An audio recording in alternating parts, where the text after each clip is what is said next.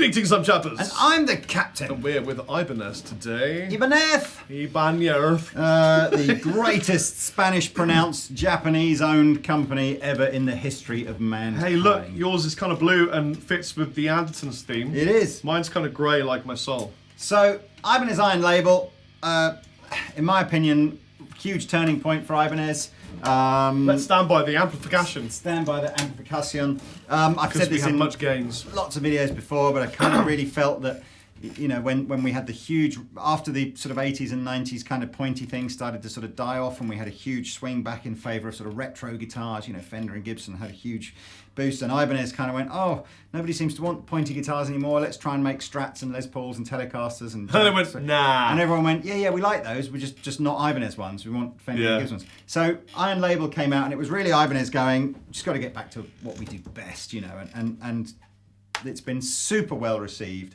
The whole range is hugely popular, and none more so than when they do these little limited edition super duper runs, like these here. I love the colour of FSK, it's called. FSK? Fusk. I wonder what it stands for. Like fossil. Oh, what does the colour? Well, look. FSK. So these are bolt-on neck, basswood bodied, sort of, you know, super slinky machines. With 25.5-inch scale length, jumbo frets, you know, skinny necks, EMG pickups, so we'll come back to in a minute. But yes, with a beautiful little slab, very, very cost effective to do, a veneer, a spalted maple veneer on the top with a bit of flame in it as well, done in a couple of gorgeous dyes, this sort of grey browny kind of dye on yours, and the bluey. You've been watching any of the Olympics? No, I don't actually watch TV. I watch Netflix or I watch YouTube. Fine. So Stranger Things. Well, this does not look dissimilar to the sort of the colour that the diving pool went in Rio for some bizarre reason. Anyway, EMG 81 here, which I guess if you're familiar with the kind of the classic 85-81 pairing that people like Zakk Wylde use, that's where this is from. But it's got a 60 in the bridge, which is a little bit less gainy than the 85, more kind of their version of like trying to get like a classic, you know, Gibson-esque sort of humbucker, but with all the benefits or disadvantages, depending on what your take is on EMG pickups, but of active pickups. Battery compartment on the back. I like EMGs. I'm going to send mine back. It's got wonky string ferrules, look. Oh yeah, says mine. Look, they did a good job here. They got to here and they went, oh no, let's just go that way instead. That's not true. Not really. No, they did a great what you job. can see actually on the bridge is just to allow you to use heavier strings for the bottom two strings. They've just given you that little bit of extra room if you want to sort of take the intonation back. Let me see. Let me see. Look. See, that's where your four regular strings go in, and then you've got your two. Oh, yeah. I can't remember if this is an Ibanez. It's an Ibanez own brand bridge, but I think it's like a licensed Gibraltar bridge or something like that. So, one volume control, 3-piece neck, latching kill switch, which that's is the bane of my existence. Why Ibanez, do you make such a beautiful guitar and play so nicely? And I mean, I can't really sing the praises of this guitar enough, although I need to hear the price. And I make a latching kill switch. We've said this before, so the kill switch is kind of a cool idea. You can't rhythmically accent it musically. The Buckethead had the coolest kill switch ever, which was the old Atari joystick button on the guitar, and that's what you want. You want to be going ba ba ba ba ba ba ba bam ba bam ba bam ba bam ba bam ba bam. Remember, Hoofschmied used to do that all the time as well. But with a latching. Now you're using BadCat. I know. I mean, I wonder whether or not this isn't even a latching thing. Is this just for people that are too lazy to roll the volume down? So you can go. No, it's a kill switch. It is a kill switch. Yeah, but I mean, let me really briefly show you what I'm talking about.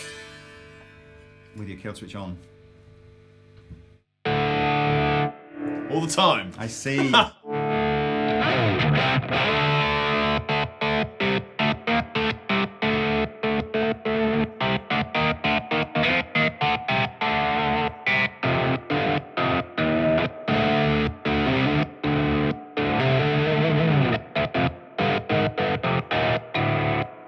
Now, the thing is, it would be so much easier if you could get... Yeah. And one suspects, he says, speaking the proper Queen's English, doing that all day long, I can't see how a latching switch is going to last terribly long. Well, I don't know. And of course, there might be a reason for it that we don't know. It's just one of those pet peeves. Yes. And sometimes it's important to bring pet peeves to light. But there's no coil tapping because you can't coil tap these kinds of pickups. There's just a volume control, a kill switch, and a 3-way thing. I will. Well, we can give you. Or shall I give tones since I'm plugged in and ready? Go on, you give tones. That's how it sounds with feedback.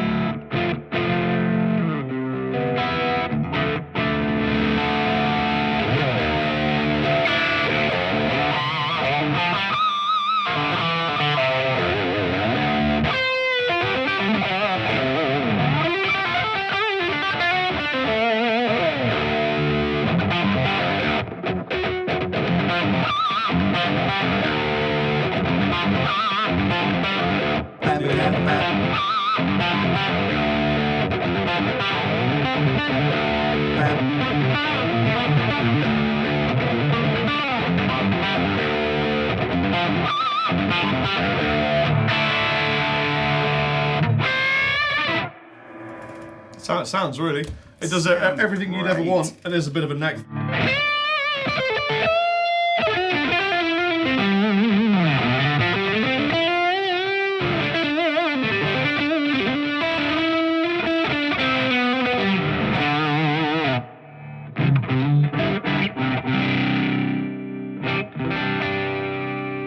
Just how great they roll back and clean up too. I like that.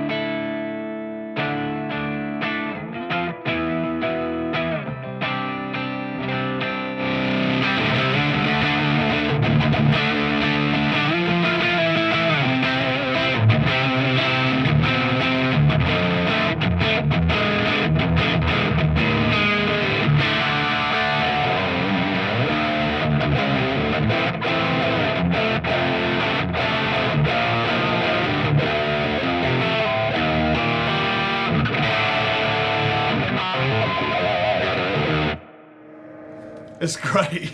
It's got a lovely feel. Lovely feeling neck. It's got the wizard kind of neck on it, which if you guys are familiar with, it's pretty skinny. His sleeve is long, his neck is long. Beard. I like the fact that, 25.5-inch scale length, which means that it's normal to play in standard concert pitch tuning, but if you use some slightly heavier strings on it, it will comfortably drop tune. Not insane, it's not a baritone, but it's at the sort of longer end of it, if you like a normal scale length. Yeah, if you put 11 to 56 on this, you could drop it down to, drop C. Yeah. No problem at all. Yeah. So this again, and they are affordable. How much? It's about £600. So it's a sort of Wow, mid-price really good. guitar. I mean, it's Indonesian built, it's got a veneer, it's basswood, but 600 quid plays like a dream. Yeah, the basswood thing has kind of gone from being one of those timbers that people always used to associate with, people would buy it because it was super affordable. And now it's become almost like a professional choice of wood to build guitars out of, because it's just so people light. like Guthrie had a lot to do with that.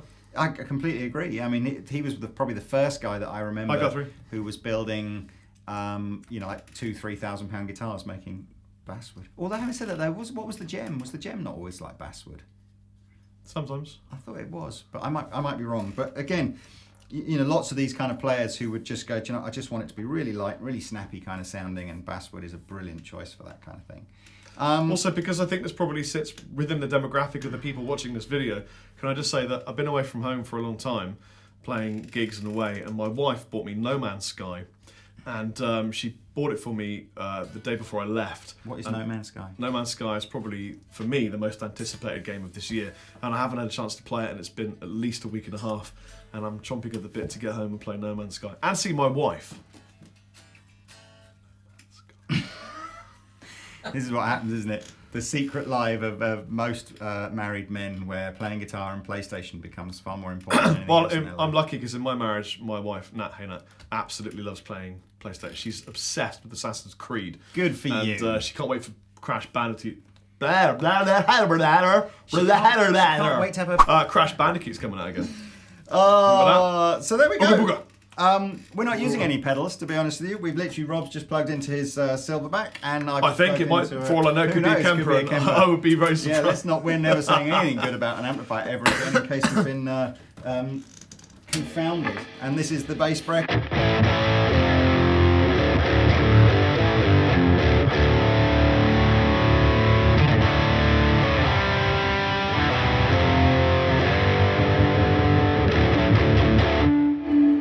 Yeah, no pedals. I thought I'd need pedals to get a sound. Nah, I told you, man. Bass break has got a lot of BAM in it.